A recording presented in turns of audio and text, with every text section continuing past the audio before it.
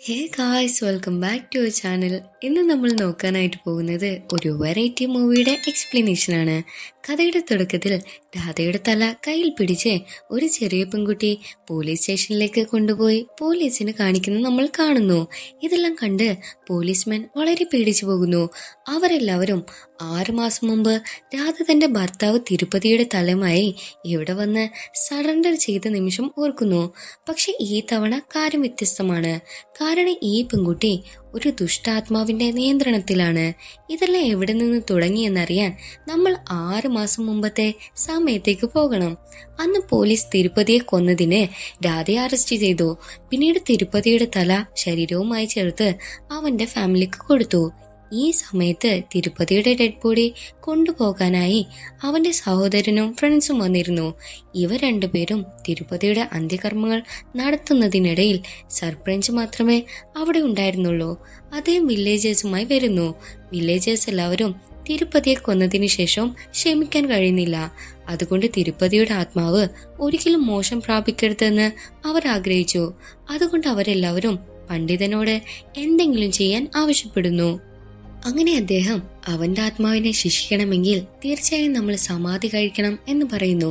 ഇതിനായി കുഴി കുഴിച്ച് അവന്റെ ഡെഡ് ബോഡി കുഴിച്ചിടണം. അതെ, ഒരു കറുത്ത കോഴിയുടെ രക്തത്തിൽ അവന്റെ ഡെഡ് ബോഡി കുളിപ്പിക്കേണ്ടതുണ്ട്. ഗ്രാമത്തിൽ വീണ്ടും കുഴിച്ചിട്ടതിനു ശേഷം അവർ നാട്ടുകാരുടെ നഖങ്ങളും ഗ്രാമത്തിന്റെ മണ്ണും ഒരു കറുത്ത തുണിയിൽ കെട്ടി തിരുപ്പതിയുടെ ഡെഡ് ബോഡിയോടൊപ്പം ഗ്രാമത്തിന് പുറത്ത് കുഴിച്ചിടണം. ഇത് അവന്റെ ആത്മാവിന് ഒരിക്കലും സമാധാനം കിട്ടില്ല എന്നർത്ഥമാകും. ഇവിടെ തിരുപ്പതിയുടെ സഹോദരനും സുഹൃത്തുക്കളും നാട്ടുകാരോട് ഇത് ചെയ്യരുതെന്ന് പറയുന്നു. കാരണം തിരുപ്പതി ചെയ്തതിന് ശിക്ഷ കിട്ടിക്കഴിഞ്ഞു. പക്ഷെ ആരും അവരുടെ വാക്കുകൾ കേൾക്കുന്നില്ല. പണ്ഡിതന്റെ നിർദ്ദേശപ്രകാരം അവരെല്ലാവരും തിരുപ്പതിയുടെ ഡെഡ് ബോഡി മൃഗങ്ങളെ കുഴിച്ചിടുന്ന ഗ്രാമത്തിന് പുറത്തുള്ള ഒരു മരത്തിന് താഴെ കുഴിച്ചിടുന്നു. പക്ഷെ തിരുപ്പതിയുടെ ആത്മാവ് പറയുന്നു, ഞാൻ നിങ്ങളോട് തീർച്ചയായും പ്രതികാരം ചെയ്യും. ഈ ഗ്രാമത്തിലെ ഒണ്ടേല ദേവിക്ക് പോലും എന്നെ ഒന്നും ചെയ്യാൻ കഴിയില്ല. ഇത് പറഞ്ഞവൻ ഉച്ചത്തിൽ ചിരിക്കാൻ തുടങ്ങി. പക്ഷെ അവന്റെ ശബ്ദം നാട്ടുകാർക്ക് കേൾക്കാൻ കഴിയുന്നില്ല. അവരെല്ലാവരും അവിടെ നിന്നും പോകുന്നു.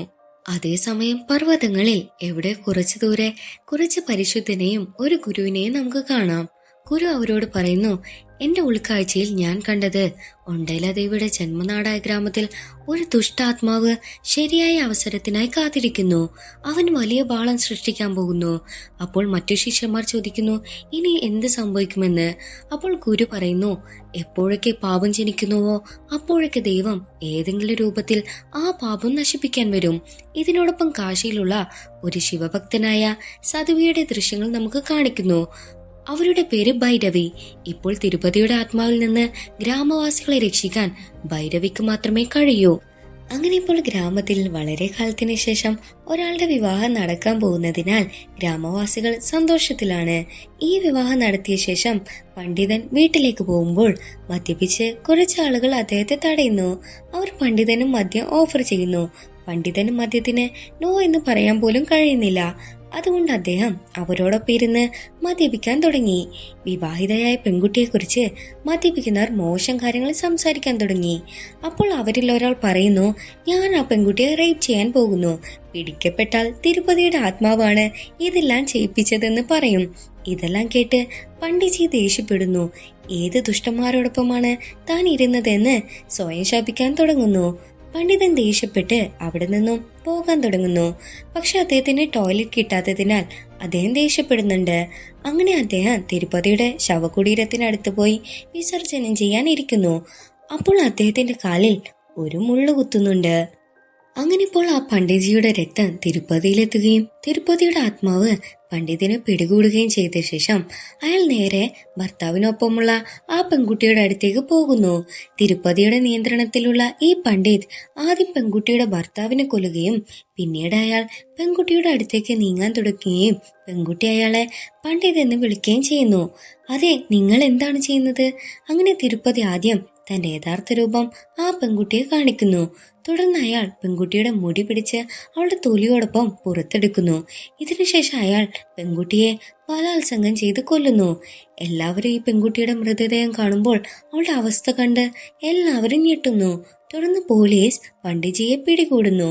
ഇവിടെ പണ്ഡിറ്റ് പോലീസിനോട് സത്യം പറയാൻ ശ്രമിക്കുന്നു. ടോയ്ലറ്റിൽ പോയതിനു ശേഷം ഞാൻ എങ്ങനെ ഇവിടെ എത്തിയെന്ന് എനിക്കറിയില്ല എന്ന് പറയുന്നു. പക്ഷെ പോലീസ് അദ്ദേഹത്തെ വിശ്വസിക്കുന്നില്ല. അദ്ദേഹത്തെ വളരെ മോശമായി മർദ്ദിക്കുന്നു. തുടർന്ന് പണ്ഡിറ്റ് പോലീസിനോട് ആ മദ്യപാനികളെ കുറിച്ച് പറയുന്നു. ആ പെൺകുട്ടിയെ കുറിച്ച് ഇത്രയും മോശമായി സംസാരിച്ചതും പറയുന്നു.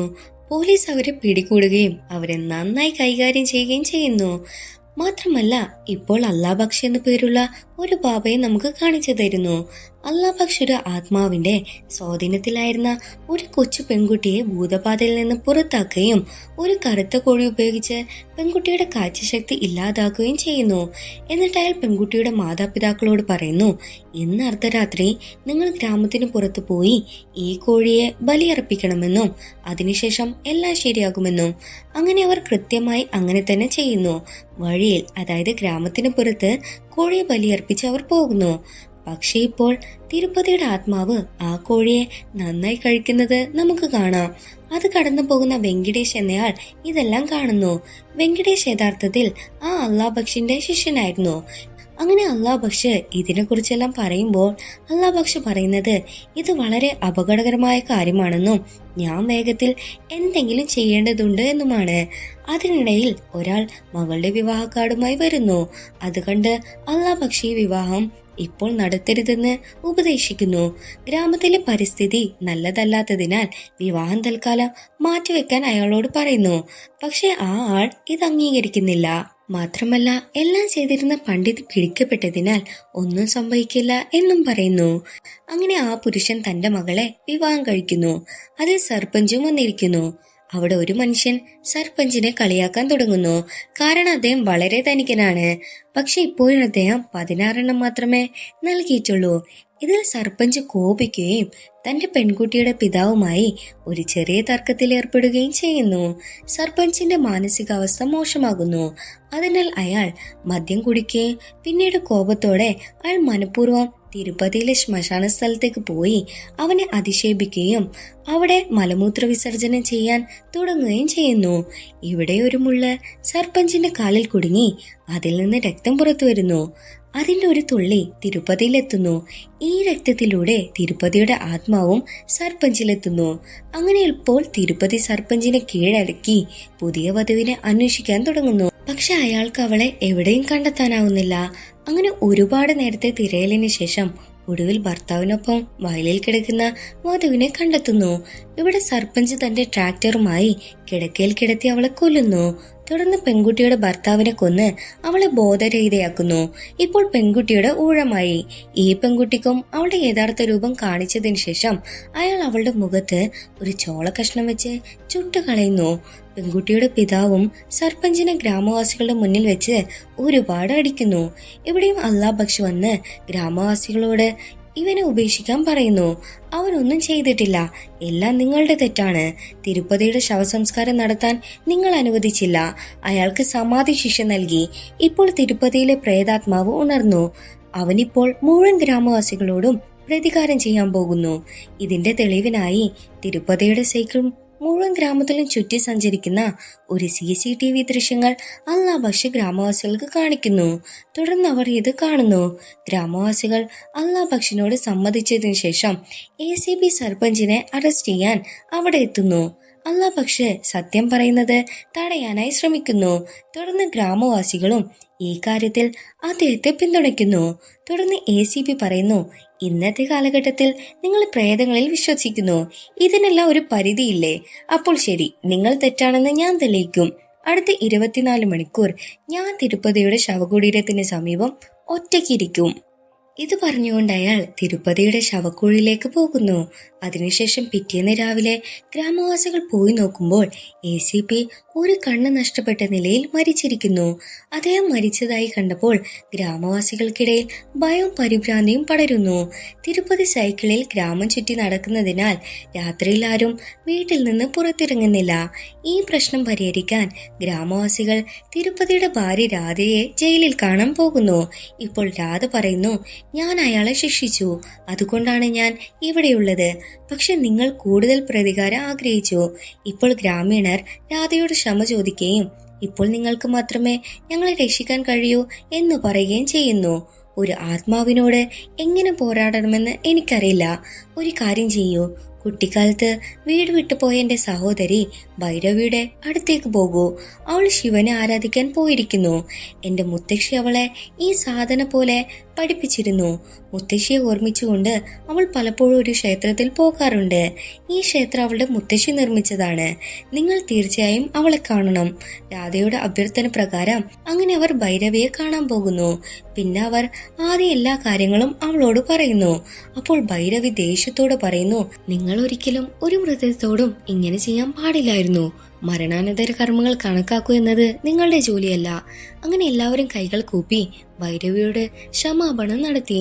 ദയവായി ഞങ്ങളെ സഹായിക്കൂ എന്ന് പറയുന്നു. തുടർന്ന് ഭൈരവിയും ഗ്രാമവാസികളുടെ വാക്കുകളിൽ അലിഞ്ഞു ചേരുന്നു. ഗ്രാമവാസികളെയും ഇപ്പോൾ സുഹൃത്തുക്കളെയും സഹായിക്കാൻ അവൾ സമ്മതിക്കുന്നു. ഭൈരവിയുടെ പാദങ്ങൾ ഗ്രാമത്തിന്റെ മണ്ണിൽ പതിക്കുമ്പോൾ അവിടെയുള്ള നെഗറ്റീവ് ശക്തി പെട്ടെന്ന് പോസിറ്റീവ് ശക്തിയായി മാറുന്നു. അവിടെ വളരെയധികം പോസിറ്റീവുകൾ വരുന്നു. ഭൈരവി ആദ്യം തന്റെ വീട്ടിലേക്ക് പോയി പഴയ കാര്യങ്ങൾ ഓർമ്മിക്കുന്നു. പിന്നെ അവൾ നേരെ ഗ്രാമവാസികളോടൊപ്പം തിരുപ്പതിയുടെ ശവകുടീരത്തിലേക്ക് പോകുന്നു. അതിൽ ചവിട്ടിയുടനെ തിരുപ്പതിയുടെ ആത്മാവ് അവിടെ അവളെ എത്തിയത് അറിയുന്നു. തുടർന്ന് ഭൈരവി കപാലമോക്ഷ പ്രക്രിയയെക്കുറിച്ച് ഗ്രാമവാസികളോട് പറയുന്നു. ഇതിനായി 4 നന്ദി വിഗ്രഹങ്ങൾ, 9 തരം ധാന്യങ്ങൾ, ഗംഗാജലം, നാഗസാധുക്കളുടെ പായസം എന്നിവ ആവശ്യമാണ്. 4 നന്ദി വിഗ്രഹങ്ങൾ ഗ്രാമീണരെ എല്ലാ ദിശകളിൽ നിന്നും സംരക്ഷിക്കും. കാരണം ഭൂതനാഥൻ എന്നറിയപ്പെടുന്ന ശിവൻ പ്രേതങ്ങളും മറ്റ് 2 ശക്തികളും ആരാധിക്കുന്നതിനാൽ ഈ എല്ലാ ശക്തികൾക്കൊപ്പം ദേവന്മാർ പോലും ശിവന്റെ അടുത്തേക്ക് പോകാൻ നന്ദി മഹാരാജാവിന്റെ അനുമതി വാങ്ങേണ്ടതുണ്ട്. അപ്പോൾ നന്ദി തിരുപ്പതിയെ നിയന്ത്രിക്കുകയും ആത്മാക്കളെ ശാന്തരാക്കാൻ ഗംഗാജലം ഗ്രാമത്തിലേക്ക് കടക്കാൻ അനുവദിക്കാതിരിക്കുകയും ചെയ്യുന്നു. 9 തരം ധാന്യങ്ങൾ 9 ഗ്രഹങ്ങളെ പ്രതീകപ്പെടുത്തുന്നു. ഈ ആത്മാവിനെ നാഗസാധുക്കളുടെ പായ്ച്ചമുടിയിൽ ബന്ധിക്കും.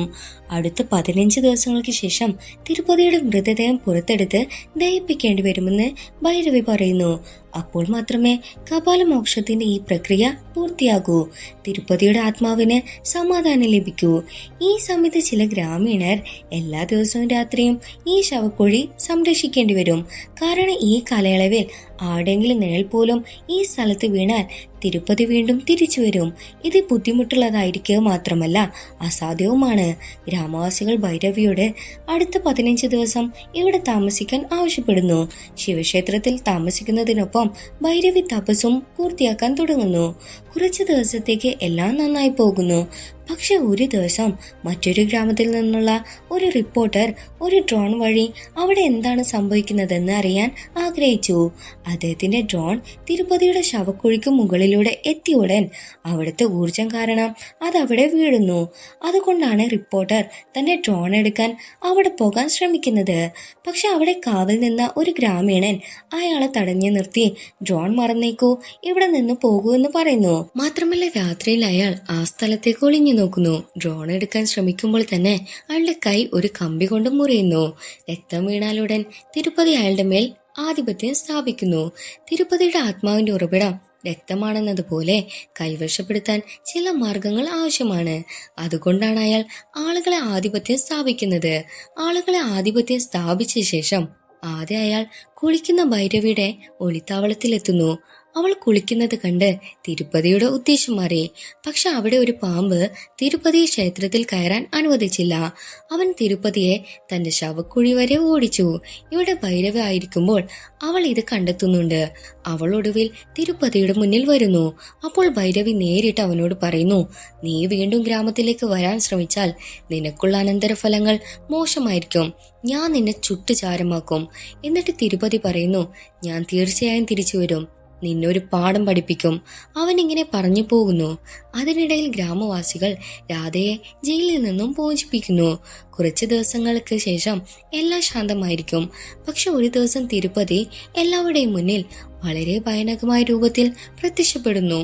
മാത്രമല്ല തിരുപ്പതി ആളുകളുടെ ശരീരത്തിൽ ഇരച്ചു കയറി അഘോരി സാധന പഠിച്ചു. ഇപ്പോൾ ഈ സാധനയിലൂടെ അദ്ദേഹം പഞ്ചഭൂതങ്ങളായ അഗ്നി, ജലം, വായു, ആകാശം, ഭൂമി എന്നിവയെ നിയന്ത്രിച്ചു. അതുകൊണ്ടാണ് ഇപ്പോൾ അദ്ദേഹം ഒരു സാധാരണ പ്രേതത്തെക്കാൾ ശക്തനായത്. ഇപ്പോൾ ഭൈരവിക്ക് പോലും അവനെ തടയാൻ കഴിയില്ല. തിരുപ്പതി ഗ്രാമവാസികളോട് നിങ്ങൾ എന്നെ കെട്ടിയിട്ടതാണ് എന്ന് പറയുന്നു. ഇങ്ങനെ പറഞ്ഞുകൊണ്ട് ഗ്രാമവാസികൾക്ക് ചുറ്റും അവനൊരു വൃത്തം ഉണ്ടാക്കി വരയ്ക്കുന്നു. മാത്രമല്ല അവരെ തടവിലാക്കുന്നു. ഇനി ആർക്കും അതിൽ നിന്ന് പുറത്തു വരാൻ കഴിയില്ല. നിങ്ങളെല്ലാം ഇവിടെയാണെന്നും നിങ്ങൾ വേദനയോട് മരിക്കുമെന്നും പറയുന്നുണ്ട്. ഇപ്പോൾ ഗ്രാമവാസികൾക്ക് കൃഷി ചെയ്യാനോ പണം സമ്പാദിക്കാനോ പുറത്തു പോകാൻ കഴിയില്ല. ഒരു പുരുഷൻ ഈ വൃത്തം കടക്കാൻ ശ്രമിക്കുന്നു. പക്ഷെ അങ്ങനെ ചെയ്യുമ്പോൾ അവന്റെ തല ശരീരത്തിൽ നിന്ന് വേർപെടുന്നു. ഇത് കണ്ട് എല്ലാവരും ഭയപ്പെടുന്നു. അടുത്ത ദിവസം ഗ്രാമത്തിലെ പെൺകുട്ടിയുടെ ആരോഗ്യം വഷളാകുന്നു. അവളുടെ മാതാപിതാക്കൾക്ക് തിരുപ്പതി വരച്ച വൃത്തത്തിൽ നിന്ന് ചികിത്സക്കായി പുറത്ത് കടക്കാൻ കഴിയുന്നില്ല. കാരണം അവിടെ ആശുപത്രിയില്ല. അതുകൊണ്ടാണ് അവർ ഭൈരവിയിലേക്ക് വരുന്നത്. എന്നിട്ട് അവളോട് പറയുന്നു, നീ എന്തെങ്കിലും ചെയ്യണമെന്ന്. ഭൈരവി രാധയെ നോക്കി എനിക്ക് നിന്റെ സഹായം ആവശ്യമുണ്ടെന്ന് പറയുന്നു. അപ്പോൾ മാത്രമേ എനിക്ക് അവരെ സഹായിക്കാൻ കഴിയൂ. ഇവിടെ രാധയും ഭൈരവിയെ സഹായിക്കാൻ സമ്മതിക്കുന്നു. ഭൈരവി രാധയോട് പറയുന്നു, നീ തിരുപ്പതിയുടെ ഭാര്യയാണെന്നും എങ്ങനെയെങ്കിലും നീ അവനെ നിന്റെ വാക്കുകളാൽ കൊടുക്കണമെന്നും. ഇതിനിടയിൽ അവൻ വെച്ച വരയുടെ ശക്തികളെ ദുർബലപ്പെടുത്താൻ ഞാൻ മന്ത്രം ജപിക്കും. അങ്ങനെ അത് അവരുടെ മകളെ പുറത്തെടുക്കും. ഒരു വധുവായി ഭൈരവി ഡോക്ടറോട് പറയുന്ന ഉപദേശവും രാധ സമ്മതിക്കുന്നു. അവൾ തിരുപ്പതിയുടെ ശവകുടീരത്തിന് സമീപം ചെന്ന് വൈകാരികമായി സംസാരിക്കുന്നു. ഇവിടെ ഭൈരവി ലൗഡ് സ്പീക്കറിലൂടെ മന്ത്രം ജപിക്കാൻ തുടങ്ങുന്നു. എന്നാൽ അവർ കുട്ടികളെ എടുക്കുന്നതിനു മുമ്പ് പവർ കട്ട് കാരണം മന്ത്രജപം നിലച്ചു. അതായത് ലൗഡ് സ്പീക്കർ പ്രവർത്തിക്കുന്നത് നിർത്തി. രാധ തന്നെ വിഡ്ഢിയാക്കുകയാണെന്ന് തിരുപ്പതി മനസ്സിലാക്കാൻ അധികം സമയമെടുത്തില്ല. ഈ ഘട്ടത്തിൽ തിരുപ്പതി കുട്ടിയുടെ നിയന്ത്രണം ഏറ്റെടുക്കുകയും തല വെട്ടി കൊല്ലുകയും ചെയ്യുന്നു. ഇപ്പോൾ സിനിമയുടെ തുടക്കത്തിലെ രംഗം നമുക്ക് കാണിച്ചു തരുന്നു. അതായത് കഥ ഇപ്പോൾ വർത്തമാനകാലത്തിലേക്ക് വരുന്നു. സഹോദരിയെ നഷ്ടപ്പെട്ടതിൽ ഭൈരവി വളരെ ദുഃഖിതയാണ്. അവൾ തിരുപ്പതിയിൽ പോയി നിങ്ങളുടെ കോപം ശമിപ്പിക്കാൻ ഞാൻ എന്ത് ചെയ്യണമെന്ന് പറയണം എന്ന് ആവശ്യപ്പെടുന്നു. ഇതിനെക്കുറിച്ച് തിരുപ്പതി പറയുന്നു, നിന്റെ ഈ ത്യാഗം ഉപേക്ഷിച്ച് ഒരു വധുവിനെ പോലെ എനിക്ക് വേണ്ടി ഒരുങ്ങി നിന്ന് തരണമെന്ന്. മാത്രമല്ല തുടർന്ന് ഭൈരവി തിരുപ്പതിയുടെ ഈ അവസ്ഥ സ്വീകരിക്കുന്നു. ഗ്രാമവാസികൾ ഇതറിയുമ്പോൾ ഭൈരവിയെ തടയാൻ ശ്രമിക്കുന്നു. നിങ്ങൾ വിഷമിക്കേണ്ട, ദൈവം എന്നെ സംരക്ഷിക്കുമെന്ന് ഭൈരവി പറയുന്നു. ഈ സമയത്ത് പോകുന്നതിന് മുമ്പ് ഭൈരവി അല്ലാ ഭക്ഷിനോട് ഓ നമ ശിവായ എന്ന് പറയുകയും കൈകൊണ്ടൊരു ആംഗ്യം കാണിക്കുകയും ചെയ്തു. ഇപ്പോൾ അല്ലാ ഭക്ഷ് ഒരു മുസ്ലിമാണ്. പിന്നെ എന്തിനാണ് ഭൈരവി അദ്ദേഹത്തോട് ഓ നമ ശിവായ എന്ന് പറഞ്ഞത്? അവൻ ഇതിനെക്കുറിച്ച് ചിന്തിക്കാൻ തുടങ്ങുന്നു. പിന്നെ ഒരുപാട് ചിന്തിച്ചതിന് ശേഷം ഭൈരവി യഥാർത്ഥത്തിൽ 15 ദിവസം പൂർത്തിയായി എന്നതിന്റെ സൂചന നൽകുന്നുണ്ടെന്ന് അയാൾ മനസ്സിലാക്കുന്നു. തിരുപ്പതിയുടെ മൃതദേഹം കത്തിച്ചുകൊണ്ട് എങ്ങനെയെങ്കിലും കപാലമോക്ഷക്രിയ നടത്തണം. തുടർന്ന് അല്ലാ ഭക്ഷ് രാത്രിയിൽ തിരുപ്പതിയുടെ മൃതദേഹം പുറത്തെടുക്കാൻ തുടങ്ങുന്നു.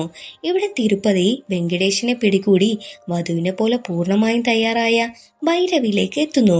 ഇവിടെ തിരുപ്പതി പലതവണ ഭൈരവിയുമായി തെറ്റായ കാര്യങ്ങൾ ചെയ്യാൻ ശ്രമിക്കുന്നു. പക്ഷെ ഏതൊരു ശക്തി അവനെ തടയുന്നുണ്ട്. ഇതുമൂലം തിരുപ്പതിയുടെ ആത്മാവ് വളരെ പരിഭ്രാന്തനാകുന്നു.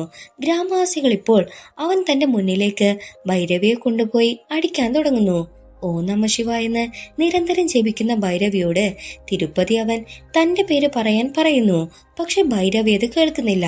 തുടർന്ന് തിരുപ്പതി അവളെ ശക്തമായി അടിക്കുന്നു. പാവം ഭൈരവി അവിടെ വീഴുന്നു. അതിനിടയിൽ ഒരു പെൺകുട്ടി നന്ദിയുടെ വിഗ്രഹത്തിന്റെ ചെവിയിൽ പറയുന്നു, എങ്ങനെയെങ്കിലും ഭൈരവിയെ രക്ഷിക്കണമെന്ന്. അങ്ങനെ ഇപ്പോൾ നന്ദി തന്നെ പ്രത്യക്ഷപ്പെടുന്നു. അത് കണ്ട് ഗ്രാമവാസികൾക്ക് ദൈവത്തിൽ വിശ്വാസമുണ്ടാകുന്നു. അതായത് അവർ ചെറിയ കാര്യങ്ങൾ മാത്രമേ വിശ്വസിക്കുന്നുള്ളൂ. ഇത് കണ്ട് തിരുപ്പതി കൂടുതൽ പരിഭ്രാന്തനാകുന്നു. മറുവശത്ത് ഈ കൃതി നന്ദിയുടേതല്ലെന്നും ഭൈരവി തന്നെ അത് പൂർത്തിയാക്കേണ്ടി വരുമെന്നും മുനി തന്റെ ശിഷ്യന്മാരോട് പറയുന്നു. മറുവശത്ത് തിരുപ്പതി തന്റെ തന്ത്രസാധനം ഉപയോഗിച്ച് എല്ലാ ഗ്രാമവാസികളുടെയും മൂക്കിൽ നിന്നും വായിൽ നിന്നും രക്തം നീക്കം ചെയ്യുന്നു. എന്നാൽ അതിനിടയിൽ ഭൈരവി ബോധം വീണ്ടെടുത്ത ഉടൻ അവൾ അവസാനമായി ഓ നമ ശിവായ എന്ന് പറയുന്നു. തന്റെ 10 കോടി ജപങ്ങൾ പൂർത്തിയാക്കിയ ശേഷം ശിവൻ സ്വയം ഭൈരവിക്ക് പ്രത്യക്ഷപ്പെടുകയും ദർശനം നൽകുകയും ചെയ്യുന്നതിനോടൊപ്പം അവൾക്കൊരു ത്രിശൂലവും നൽകുന്നു. അതിന്റെ സഹായത്തോടെ ഭൈരവി ആദ്യം വെങ്കടേഷിന്റെ ഉള്ളിൽ നിന്ന് തിരുപ്പതിയുടെ ആത്മാവിനെ പുറത്തെടുക്കുകയും പിന്നീട് ആ ത്രിശൂലം ഉപയോഗിച്ച് അവനെ ആക്രമിക്കുകയും ചെയ്യുന്നു. ഇപ്പുറത്ത് അല്ലാ ബഷീർ തിരുപ്പതിയുടെ മൃതദേഹം നീക്കം ചെയ്തു. അതിൽ അത് യാന്ത്രികമായി തീ പിടിക്കുകയും അങ്ങനെ എല്ലാം നല്ല നിലയിലാകുന്നു. ഭൈരവി ഗ്രാമത്തിൽ നിന്ന് പോയതിനു ശേഷം ആളുകൾ തിരുപ്പതിയുടെ സൈക്കിൾ വീണ്ടും കാണുന്നു. അതായത് തിരുപ്പതി ഇപ്പോഴും ഇവിടെ തന്നെയുണ്ട്. അദ്ദേഹത്തിന് മോശം ലഭിച്ചിട്ടില്ല. ഇവിടെ ഈ മൂവിയുടെ പാർട്ട് 3യുടെ ഒരു സൂചന നൽകിയിരിക്കുന്നു. അങ്ങനെ ഈ ഒരു സിനിമ ഇവിടെ അവസാനിക്കുന്നു. ഈ മൂവി എക്സ്പ്ലനേഷൻ നിങ്ങൾക്ക് ഇഷ്ടമായെന്ന് കരുതുന്നു. ഇതുപോലെ വെറൈറ്റി മൂവീസിന്റെ എക്സ്പ്ലനേഷൻ കാണാൻ നമ്മുടെ ചാനൽ സബ്സ്ക്രൈബ് ചെയ്യാൻ മറക്കരുതേ.